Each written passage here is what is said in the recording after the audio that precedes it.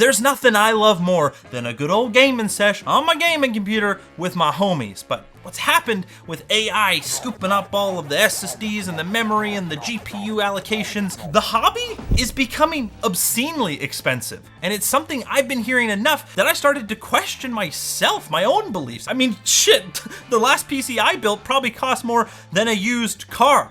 Maybe they're not wrong. Maybe PC gaming isn't affordable anymore. So I spent the last 2 days scrounging around on Craigslist, Facebook Marketplace, eBay, all those good places to try to see if I could build a good gaming PC for that $500 budget. Maybe even better than some of the other PCs I've seen around this price point. And I'm talking like real $500. This total PC, all the parts I've got sitting in front of me here, should be an absolute monster for 1080p and perfectly capable at 1440p gaming. And if you're willing to be scrappy, maybe use a cardboard box as your case, even less than $500. What's wrong with using a cardboard case, Andrew? So let's build it. And it starts with the motherboard. Oh yeah. This is MSI's A520M A Pro.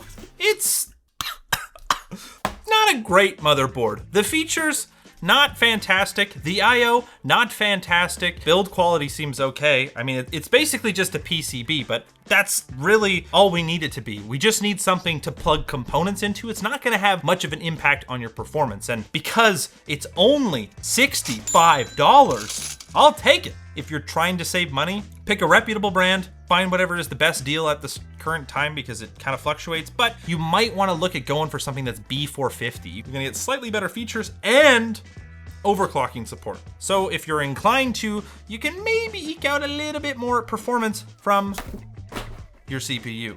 And speaking of CPU, we have one.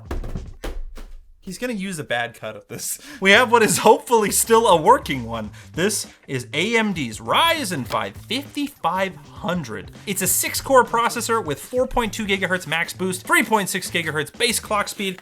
It's on the table now, and the main thing here is that you can pick these up so cheap used. And while it's by no means the fastest CPU in AMD's lineup, nowhere even close, especially for gaming, it should still game pretty good, and it was only $65 on the used market. And CPUs are one of those things that are totally fine, at least in my book, to buy used. They typically outlast the rest of the components by a long shot, and it's honestly pretty rare for a CPU to die unless you're doing some crazy stuff. Now we're just gonna line up the little triangle on the corner there. Whoop. They don't make it nearly as obvious as they used to. I swear, it used to be like silk screened big triangle, but there is a little dot. Either way, let it drop in nicely, give it a little wiggle, make sure it's in there, and boom, we have a CPU installed. That easy. The other thing, if you're buying a used Ryzen CPU like this, is you wanna make sure that it comes with a CPU cooler, unless you're buying your own. But the stock AMD coolers like this Wraith one right here, ooh, they're pretty solid. You can get a bit more performance by upgrading the thermal paste if you got some fancy stuff kicking around, but these are totally usable. This is a part of the build I was a little bit hesitant on. I mean, the 5500 is a very performant CPU by a lot of metrics, especially in terms of like how much you're getting for how much they cost. But if you're buying new, the 5600 has double the L3 cache. It's also, at least on the used market, double the price. But we're on a budget, baby. We don't just get to throw around money like it doesn't exist, okay? We're gonna tighten all 4 of these in a little X pattern until they stop. And if you're wondering why I didn't go with Intel, it was just more expensive in terms of like what you can get versus the performance you get, at least right now. Your mileage may vary. Do some hunting. Just wait for a good deal, you know? And while you're waiting, you need to check out Boot.dev, who sponsored this portion of today's video. They basically cracked the code, so to speak, on making programming fun and engaging to learn by basically turning it into a video game. I know, it sounds crazy, but just picture it. You're learning to do back-end web development with Python, SQL, and Go, and at the same time, you're earning XP, you're leveling up, you're completing quests. Heck, you're even doing boss fights, all while learning. They have courses for developers of all experience levels, even noobs, with curriculum that goes super in-depth while still being easy and engaging to follow. And they even teach you the tools of the trade, like this entire course on how to learn and master using Linux, command line, the file systems, permissions, all that good stuff. And since they give you all that course material on their website for free? You can start to learn how to build real web projects without any risk to your wallet. And if their interactive learning style works for you, like it's been working for me, you can use code JAKU to get 25% off an annual plan that gives you all those fantastic interactivity features for all of their courses down at the link in the description. It's freaking sweet. I highly recommend checking it out. We'll plug in our CPU fan up in CPU fan 1. And then in a rare show of grace to later Jake, we're gonna put the screws and the little stock brackets back in the motherboard box. Some CPU coolers need these, and if you don't keep them, you're gonna have a bad time later. Speaking of things that you can get a better deal on locally than on the internet, I managed to find this ADATA PCIe Gen 4 512 gig SSD for around $30 US locally. I think it's pulled from like an HP laptop or something like that. And if you are buying used storage, there are a few things you can do to try to help yourself be a little bit more on the safe side. Like checking the remaining health on the SSD. There's lots of free programs you can use to do that. And it's a really good metric to see how abused the SSD. They have a finite life. You can only write to them so many times. IO shield, that'll be useful later. For RAM, I picked up 16 gigs of Crucial Ballistics, 3200 megatransfers per second, CL16 DDR4. DDR4 like this hasn't been nearly as affected, definitely still more expensive than it used to be, but not quite as bad. I picked up these two sticks on eBay for 50 bucks. I also even saw a 32 gig kit for 60 bucks, so you know, there are deals to be had. Speaking of cheap computer, ooh, do I have some cheap computer for you? This is, I think, the least expensive computer case I have ever purchased. Even though I bought this new, I wouldn't necessarily recommend you do the same. It's not a great case, but my God, it's $39.99 US, and it doesn't get cheaper than that. Unless, of course, you buy used, which is probably what you should do in this price category, or just use a cardboard box. Who cares? Man, this isn't even glass. This is plastic. I haven't seen a plastic side panel in ages. If you're thinking you might upgrade in the future, by the way, just consider that this is an MATX case, not ATX. So full-size ATX motherboards won't fit. You know what? For how cheap this thing is, it does have fan filters. The front one fell off. Yeah, that's not very typical. I'd like to make that point. Oh, there's a fan filter on the bottom too. Look at that. Ouchie. Those fan filters are incredibly sharp. Oh, it has feet. It's got features. If only the case also came with fans. Da-da-da-da. Our power supply, the MSI MAGA 550BN, is non-modular, but at the crispy new price of $52.67 with a 5-year warranty, great reviews, and 80+ bronze rating, I can't really complain. I would caution going any cheaper than this power supply, but check out what deals are going on around you. And to be honest, you can buy a power supply used. However, I've definitely heard some horror stories of people buying perfectly working used power supplies where the only reason they were being sold is because they were having problems. So stay safe out there, y'all. Yeah, I am going to stick the power supply in fan up because a lot of my house has carpet in it and I don't want to have to think about it. Now our case has 2 functional fans. It's going to get serious, just you wait. You don't want to put your motherboard in without putting in the IO shield. I've made that mistake so many times. And now our motherboard can go into the case. I really hope all of our eBay components work. If I were smart like you, I might have tested our main components on the motherboard box outside of the case before I put it in there. But like, clearly I'm not as smart as you. Good on you, you're a smart cookie. And also, if you haven't yet, hit the subscribe button. Oh, it's GPU time. How do I get these out though? Take the screwdriver in, you do a little bendy bend.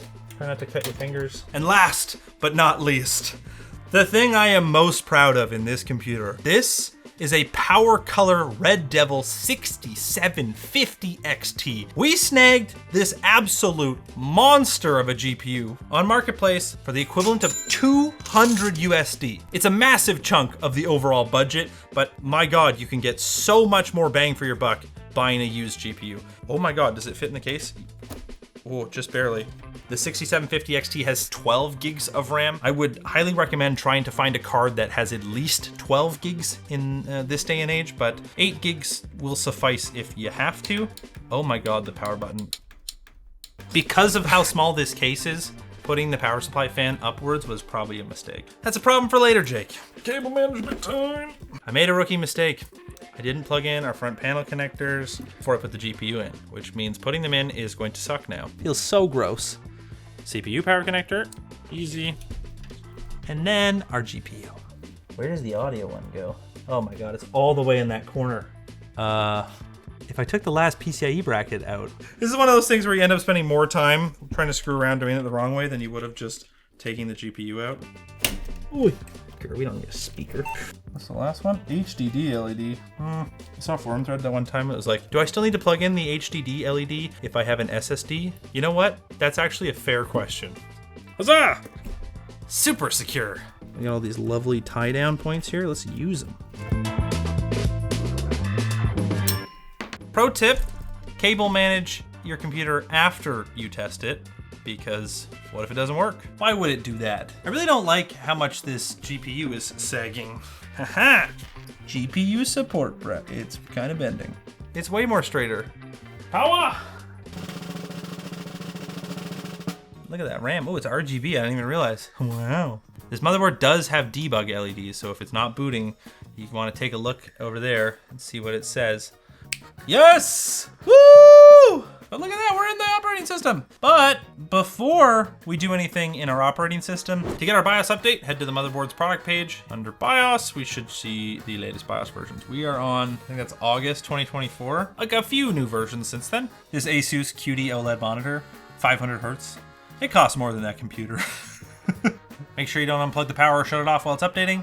The BIOS update is complete. We still have one more thing to do, and that's enabling XMP or DOCP. You can actually see it right here. XMP profile, 3200 megatransfers per second, 16, 18, 18, 36. Those numbers represent the speed that this memory kit was designed to be able to run at. If we don't enable XMP, it's gonna run at this speed right here. You see current DRAM frequency, 2666. So we're just giving up like 534 megatransfers per second if we don't enable XMP. So we'll turn that on, click the exit to save, and hopefully it's just gonna work. As the computer's rebooting, it might take a minute or two to train the memory, which is basically just making sure it is actually able to run at that speed. If you're building a system on AM5, the newer Ryzen platform, it can take like 10, 15 minutes, but AM4 is pretty fast. It's already done. And now that we're in Windows, we can make sure it applied properly by just checking in Task Manager. We are indeed running speed 3200 megahertz. Nice. Look at all 6 of those cores, baby. Wow, wow, wee woo. Very nice. I like. We've got our 512 gig SSD. We've got Realtek PCIe gigabit Ethernet controller. And the only other thing you need to do once you're in Windows is install the requisite drivers. The main ones you really want to pay attention to are the AMD chipset drivers and your GPU drivers. And you can get both of those drivers from the AMD website. For chipsets, you can just type A520 chipset drivers, and they have the latest one up here. And then you can do the same thing for graphics, Radeon graphics driver. There you go. Easy peasy. And then since Windows is such an absolute dumpster fire, I'm gonna go in here and just clean a couple things up, uninstall OneDrive, and then can we remove Copilot too? Yes, please. Get out of my life. All of this garbage, I don't want it. Teams, bye. Now, we game. Starting with Counter-Strike. Updating Steam. Oh, come on. People that play Counter-Strike, really play Counter-Strike, are not playing at high settings. So what I like to do is go off the low preset with 1080p, enable a touch of anti-aliasing so it doesn't look so jagged, and then just make sure Fidelity FX Super Resolution is disabled so that we're actually rendering at 1080p. We have our max FPS set at 1000, anti-lag on, VSync off. I don't think the side panels are gonna make a ton of difference, but I will stick them on. So, in Counter-Strike right now, Dust 2. Oh god, this dynamic crosshair is the worst thing in the universe. Wait. Oh. Yeah, I got a frag, guys. With a little bit of anti-aliasing here, we're getting like somewhere around 180 to 200 FPS. Not like the craziest FPS I've ever seen in Counter-Strike, to be honest. But this is one of those games that's really, really dependent on CPU performance. And the fact that we have a CPU that has like half as much cache as we probably like with the 5500 instead of the 5600, given our budget, it's to be expected. But this is still like way more than playable. This is high refresh rate gaming territory. 200 FPS, you got a 144 hertz monitor with your $500 PC, you're cooking on that. And we haven't even overclocked it or anything. Why does it say the GPU is only being used 70% though? I don't know, Counter-Strike's one of those games that just like was built in the 1930s or whatever, so. Guys, if I don't get a frag in this game. Oh god, I got a frag! Oh! He knew where I was. I didn't know where he was. Oh, I got 2! Actually, my teammate helped. He knew!